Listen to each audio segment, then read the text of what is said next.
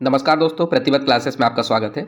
लोक सेवा आयोग द्वारा आयोजित असिस्टेंट प्रोफेसर एग्जामिनेशन राजनीति विज्ञान विषय हेतु लगातार अभ्यास प्रश्नों को आपके लिए प्रस्तुत कर रहे हैं। निश्चित ही अभ्यास प्रश्नों से आपको फायदा मिल रहा होगा। तो चलिए आरंभ करते हैं इसी श्रृंखला के तहत आज का अगला अभ्यास प्रश्न। आज का पहला प्रश्न है, राज्य के मंत्रियों पर अभियोग केवल अनुमोदन से हो सकता है। तो राज्य के मंत्रियों पर अभियोग किसके अनुमोदन से होता है बताना है। ऑप्शन ए मुख्यमंत्री के, बी राज्यपाल के, सी मंत्रिपरिषद के और डी विधानसभा स्पीकर के। इसका सही उत्तर ऑप्शन नंबर बी होगा, राज्यपाल के।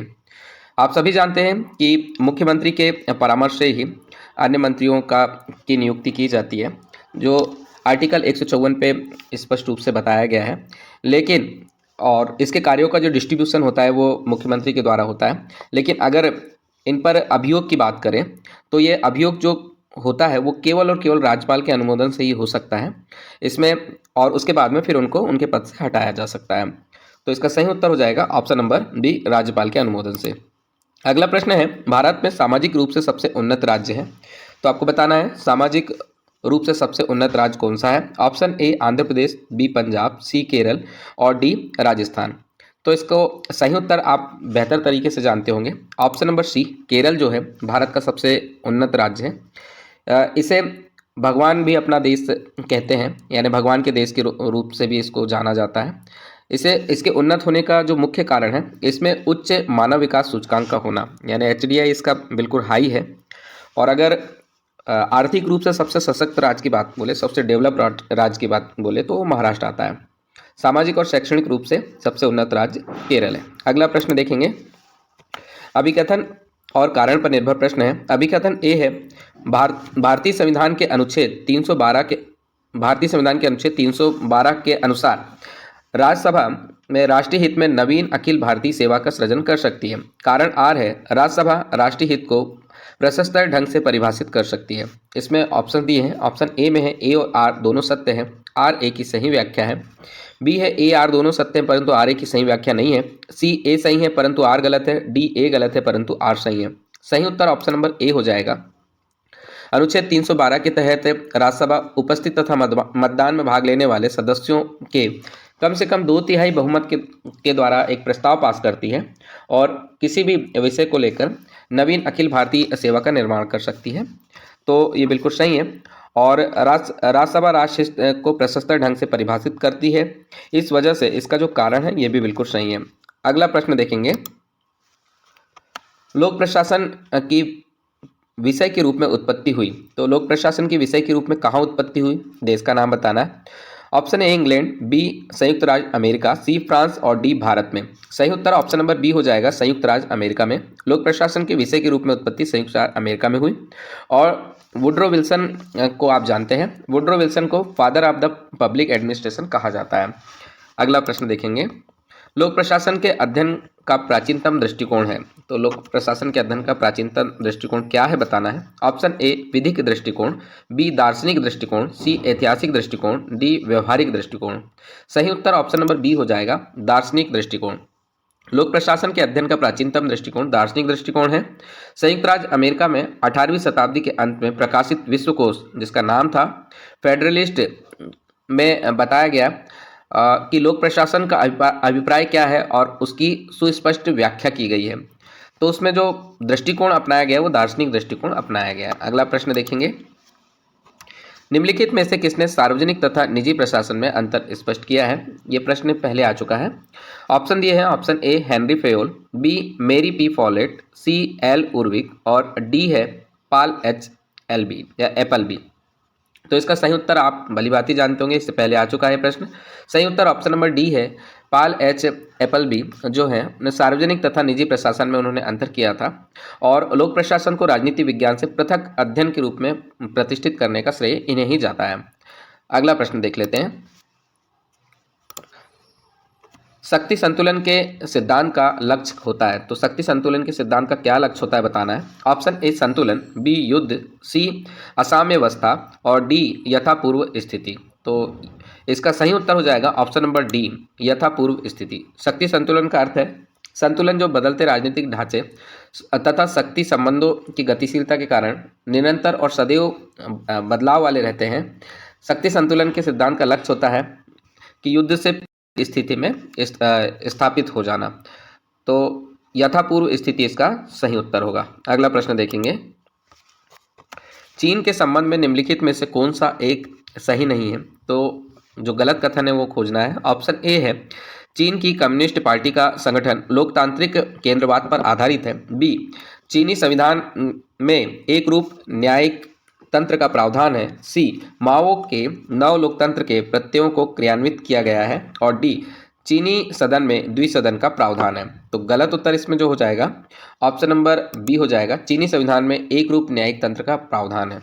बाकी जो है वो सारे सही हैं। चीन की कम्युनिस्ट पार्टी का संगठन लोकतांत्रिक केंद्रवाद पर आधारित है, माओ के नव लोकतंत्र के प्रत्ययों को इसमें क्रियान्वित किया गया है और चीनी सदन में द्विसदन का प्रावधान है। अगला प्रश्न देखते हैं, यथार्थवाद का विचार परिभ्रमण करता है शक्ति एवं खाली स्थान में आपको खाली स्थान वाली जगह भरना है। ऑप्शन ए है सुरक्षा के साथ, युद्ध के साथ, सी विचारधारा के साथ और डी राष्ट्रीय हित के साथ। तो सही उत्तर ऑप्शन नंबर सी हो जाएगा, यथार्थवाद का विचार परिभ्रमण करता है शक्ति एवं विचारधारा के साथ में।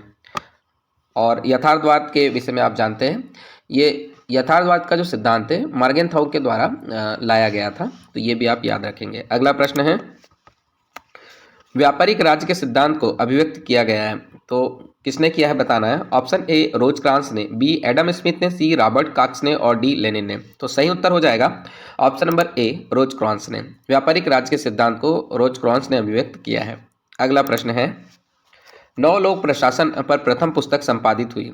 तो नौ लोक प्रशासन पर पहली पुस्तक किसके द्वारा संपादित की गई है?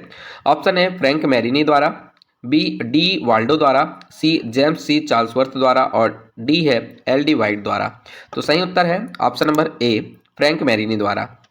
नौ लोक प्रशासन पर प्रथम पुस्तक फ्रैंक मैरिनी के द्वारा संपादित हुई है और इस पुस्तक का नाम है towards a new public administration the Minnowbrook perspective, जो 1971 में आई थी। अगला प्रश्न देखते हैं, एल्टन मेयो तथा उसके साथियों द्वारा हार्थोन प्रयोग किए जाने से नौ विचार उत्पन्न हुए जिन्हें कहा गया। तो हार्थोन का प्रयोग किए जाने से जो नए विचार आए उनसे क्या कहा है ये बताना है। ऑप्शन ए वैज्ञानिक प्रबंध, बी परंपरागत सिद्धांत, सी नौकरशाही का सिद्धांत और डी मानव संबंध सिद्धांत। सही उत्तर ऑप्शन नंबर डी हो जाएगा, मानव संबंध सिद्धांत। मानव संबंध सिद्धांत के आधारभूत नियम अमेरिकी समाजशास्त्री एल्टन मेयो द्वारा शताब्दी के दूसरे शतक के अंतिम तथा तीसरे दशक के प्रारंभ के चरणों में प्रतिपादित किए गए थे। अगला प्रश्न देखते हैं, निम्नलिखित में से वैज्ञानिक प्रबंध का कौन सा उद्देश्य नहीं है? तो वैज्ञानिक प्रबंध का उद्देश्य क्या नहीं है बताना है। ऑप्शन ए अनौपचारिक ग्रुप कार्यविधि, ऑप्शन बी प्रतिदिन कार्य योजना, सी कार्य स्थिति की मानक और डी है कार्य विधि मानक। सही उत्तर ऑप्शन नंबर ए होगा, अनौपचारिक ग्रुप कार्यविधि वैज्ञानिक प्रबंध का उद्देश्य नहीं है। इसके अलावा प्रतिदिन के कार्य योजना, कार्य स्थिति मानक और कार्य विधि मानक ये सभी वैज्ञानिक प्रबंध के उद्देश्य हैं। अगला प्रश्न देखते हैं, किसने स्टाफ सूत्र को त्रिवर्गीकरण सामान्य स्टाफ, तकनीकी स्टाफ तथा सहायक स्टाफ में विभाजित किया है? तो दोस्तों ये प्रश्न भी पहले आ चुका है। ऑप्शन ए है पिपनर और प्रेस्थस ने, बी है एल डी वाइट ने, सी है जे डी मूने ने और डी है अल्बर्ट लेपावस्की ने। तो इसका सही उत्तर हो जाएगा option number B L D White. L D White ने स्टाफ सूत्र को त्रिवर्गीकरण, जिससे सामान्य स्टाफ, तकनीकी स्टाफ तथा सहायक स्टाफ आता है, इसमें विभाजित किया है। अगला प्रश्न देखते हैं, उत्तरदायित्व के विभिन्न स्तरों पर उच्चाधिकारी तथा अधीनस्थ कर्मचारियों के संबंधों को कहते हैं। तो सीनियर अधिकारी और उसके अधीनस्थ कर्मचारियों के संबंधों को क्या कहा जाता है बताना है। ऑप्शन ए विस्तृत नियंत्रण, बी पद सोपान, सी प्रत्यायोजन और डी समादेश की एकता। तो सही उत्तर हो जाएगा ऑप्शन नंबर बी पद सोपान। पद सोपान का शाब्दिक अर्थ होता है श्रेणीबद्ध प्रशासन, जिसका मतलब है निम्न स्तर पर उच्च स्तर का शासन या नियंत्रण। अगला प्रश्न देखेंगे, आनुपातिक प्रतिनिधित्व की पद्धति के अंतर्गत अल्पसंख्यक प्रतिनिधित्व को लागू करने के लिए निम्नलिखित में से कौन सी प्रक्रिया या प्रक्रियाएं प्रयोग में लाई जाती है? पहला है एकल संक्रमणीय मत की हेयर पद्धति, दूसरा है सूची प्रणाली, तीसरा सीमित मतदान प्रणाली और चौथा है विनिमयात्मक मतदान प्रणाली। कूट के अनुसार उत्तर देना है। कूट है ऑप्शन ए में केवल एक, बी में है 1 और 2, सी में 1 और 3 और डी में 3 और 4। सही उत्तर ऑप्शन नंबर बी हो जाएगा 3 और 4, यानी सीमित मतदान प्रणाली और विनिमयात्मक मतदान प्रणाली। अगला, the national council of churches तथा द एंटी सैल्यून लीग नामक दो प्रभावक गुट कहाँ के हैं? तो ये दोनों गुट कहाँ के बताना है। Option A the United State of America, B the United Kingdom, C Bharat और डी स्विट्जरलैंड। सही उत्तर ऑप्शन नंबर ए है the United State of America. National council of churches तथा द एंटी सैल्यून लीग ये दोनों प्रभावक गुट यूनाइटेड स्टेट ऑफ अमेरिका के हैं। अगले प्रश्न देखेंगे, निम्नलिखित में से कौन राजनीतिक दलों का विख्यात विश्लेषक है? तो राजनीतिक दलों के विश्लेषक के रूप में किसे जानते हैं, किसे जाना जाता है बताना है। Option A Walter Lippmann, B Maurice Duverger, option C है एच जे लास्की और डी है जेम्स ब्राइस। सही उत्तर ऑप्शन नंबर बी होगा मॉरिस डुवेंजर। इन्हें राजनीतिक दलों के विख्यात विश्लेषक के रूप में जाना जाता है। अगला प्रश्न देखते हैं, निम्नलिखित में से किसने उदारवादी संविधानवाद तथा लोकतांत्रिक अव्यवस्था में अंतर किया है? तो उस विद्वान का नाम बताना है। Option A Francis Fukuyama, B Theda Skocpol, C B F Skinner और डी है फरीद जकरिया। तो सही उत्तर हो जाएगा option number B Theda Skocpol. Theda Skocpol ने उदारवादी संविधानवाद तथा लोकतांत्रिक अव्यवस्था में अंतर किया है। अगला प्रश्न देखते हैं, उदार प्रजातंत्र की निम्नलिखित में से कौन सी एक विशेषता नहीं है? तो उदार प्रजातंत्र की कौन सी विशेषता नहीं है बताना है। ऑप्शन ए नागरिक स्वतंत्रता तथा अधिकारों का आश्वासन, ऑप्शन बी सरकार के उन्मुक्त अधिकार, ऑप्शन सी संगठित समूहों तथा हितों का अधिकार, ऑप्शन डी नियमित चुनाव जिसमें एक व्यक्ति एक मत के सिद्धांत का अनुसरण किया जाता है। तो इसका सही उत्तर हो जाता है ऑप्शन नंबर बी सरकार के उन्मुक्त अधिकार। उदार प्रजातंत्र के रूप में अगर देखा जाए तो उसकी विशेषताएं होती हैं नागरिकों की स्वतंत्रता तथा अधिकारों का आश्वासन उसमें होता है। इसके अलावा संगठित समूह तथा उसमें हितों का अधिकार होता है। नियमित चुनाव होते हैं, उसमें एक व्यक्ति एक मत का सिद्धांत का अनुसरण किया जाता है। अगला प्रश्न देखेंगे, निर्वाचन की सूची प्रणाली की विशेषताएं निम्नलिखित में से कौन सी है? तो सूची प्रणाली जो उपयोग की जाती है निर्वाचन में उसकी विशेषताएं बताना है। पहला है चुनाव क्षेत्र एकल तथा बहु सदस्य दोनों होते हैं, और दूसरा है केवल बहुसदस्य चुनाव क्षेत्र होते हैं। तीसरा मतदाता व्यक्तिगत उम्मीदवार के लिए वोट डालते हैं। चौथा दल चुनाव के लिए उम्मीदवार का पैनल बनाते हैं। और कूट के अनुसार आपको उत्तर देना है। ऑप्शन ए में दिया है पहला दूसरा तीसरा सही है, बी में है दूसरा तीसरा चौथा सही है, सी है तीसरा चौथा पांचवा सही है और डी है दूसरा और चौथा सही है। तो सही उत्तर ऑप्शन नंबर डी होगा, दूसरा और चौथा सही है, यानी केवल बहुसदस्य चुनाव क्षेत्र होते हैं और दल चुनाव के लिए उम्मीदवारों के पैनल बनवाते हैं। तो निर्वाचन की सूची प्रणाली में ये दोनों ही शामिल होंगे। अगला प्रश्न देखते हैं, लोकतंत्र राजनीतिक निर्णय लेने के लिए एक संस्थागत व्यवस्था है, ना कि अपने आप में एक अत्यांश। यह तर्क निम्न में से किसने प्रस्तुत किया है? तो आपको किसने प्रस्तुत किया है आपको बताना है। ऑप्शन ए है जोसेफ शुम्पेटर ने कैपिटलिज्म सोशलिज्म एंड डेमोक्रेसी में, ऑप्शन बी है कैरोल पेटमैन ने पार्टिसिपेशन एंड डेमोक्रेटिक थ्योरी में, ऑप्शन सी है मिल्टन फ्रीडमैन ने कैपिटलिज्म एंड फ्रीडम में और ऑप्शन डी में है रॉबर्ट नोजिक ने एनार्की स्टेट एंड यूटोपिया में। तो इसका सही उत्तर ऑप्शन नंबर ए हो जाएगा जोसेफ शुम्पेटर के अनुसार लोकतंत्री शासन प्रणाली में राजनीतिक निर्णय नेताओं के द्वारा लिए जाते हैं, लेकिन जनसाधारण के वोट प्राप्त करने के लिए वहाँ नेताओं में खुली प्रतिस्पर्धाएं होती हैं, यानी आपस में खुली प्रतिस्पर्धा करते हैं। लोकतंत्र में जनसाधारण को अपनी पसंद की नीतियां एवं कार्यक्रम चुनने का अवसर मिल जाता है, अन्य शासन प्रणालियों में ऐसा नहीं है। तो ये जोसेफ शुम्पेटर ने कैपिटलिज्म सोशलिज्म एंड डेमोक्रेसी नामक जो किताब लिखी थी उसमें कहा है। अगला प्रश्न देखेंगे, निम्नलिखित में से किस विचारक ने मिथकों और लोकोक्तियों के रूप में प्रशासन के सिद्धांत को अस्वीकार किया है? तो उस विचारक का नाम आपको बताना है। Option A Herbert Simon, B WF Willoughby, C LD White ने और डी है चेस्टर बर्नार्ड। तो सही उत्तर ऑप्शन नंबर ए हो जाएगा हर्बर्ट सिमोन।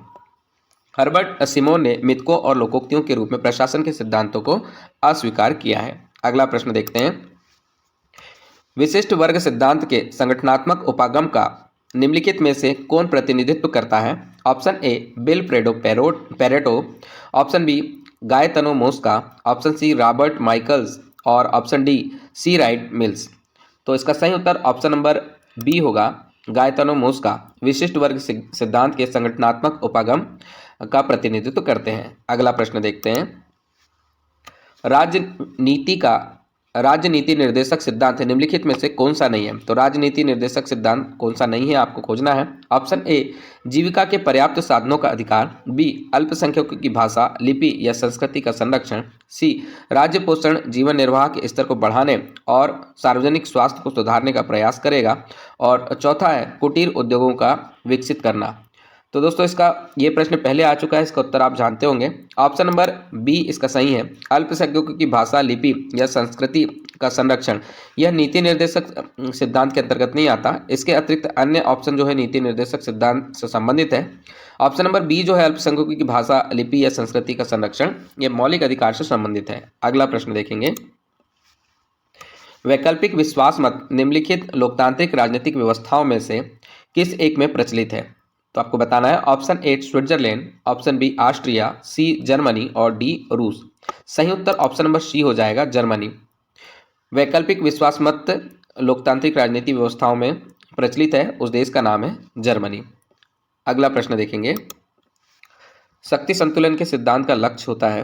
दोस्तों ये प्रश्न रिपीट हो गया है, इसका सही उत्तर आपने देख लिया है। शक्ति संतुलन के सिद्धांत का लक्ष्य जो होता है यथापूर्व स्थिति होती है। अगला प्रश्न देखेंगे। शांति प्रस्ताव की कार्यसूची संबंधित रखती है। तो शांति प्रस्ताव की कार्यसूची किससे संबंधित होती है बताना है आपको। ऑप्शन ए है राष्ट्रसंघ से, बी है संयुक्त राष्ट्र से, सी भारत से, डी राष्ट्रमंडल से। सही उत्तर हो जाएगा ऑप्शन नंबर बी, संयुक्त राष्ट्र से। शांति के लिए एकता प्रस्ताव संयुक्त राष्ट्र से संबंध रखती है। यह 1950 में कोरिया संकट के दौरान महासभा द्वारा प्रस्तुत किया गया। अगला प्रश्न देखेंगे। 15वां ब्रिक्स शिखर सम्मेलन के विषय में सही कथनों का चयन करें। पहला कथन है यह शिखर सम्मेलन 2019 में कोविड-19 महामारी के बाद पहली व्यक्तिगत बैठक है। दूसरा, सम्मेलन का विषय ब्रिक्स और अफ्रीका पारस्परिक रूप से त्वरित विकास, धारणीय विकास और समावेशी बहुपक्षवाद के लिए साझेदारी है। तीसरा है मिस्र, ईरान, सऊदी अरब, संयुक्त अरब अमीरात, इथोपिया और अर्जेंटीना के ब्रिक्स में शामिल होने से मध्य पूर्व, अफ्रीका व दक्षिण अमेरिका में इस समूह का प्रतिनिधित्व बढ़ गया है। और चौथा है ब्राजील में 15वें ब्रिक्स शिखर सम्मेलन 2023 का आयोजन किया गया। तो कूट के अनुसार सही उत्तर का चयन करना है। इसमें कूट दिया है आपको। ऑप्शन ए में दिया है पहला, दूसरा और तीसरा सही है। ऑप्शन बी है दूसरा, तीसरा और चौथा सही है। तीसरा दिया है ऑप्शन सी में तीसरा और चौथा सही है, तथा ऑप्शन डी में है दूसरा और चौथा सही है। तो इसका सही उत्तर हो जाएगा ऑप्शन नंबर ए, पहला, दूसरा और तीसरा सही है। पहले हम सही कथन को देख लेते हैं। यह शिखर सम्मेलन 2019 में कोविड-19 महामारी के बाद में पहली व्यक्तिगत बैठक है। तो ये अगस्त 2023 में पहली व्यक्तिगत बैठक के रूप में की गई थी और बिल्कुल सही है। सम्मेलन का विषय ब्रिक्स और अफ्रीका पारस्परिक रूप से त्वरित विकास, धारणीय विकास और समावेशी बहुपक्षवाद के लिए साझेदारी है।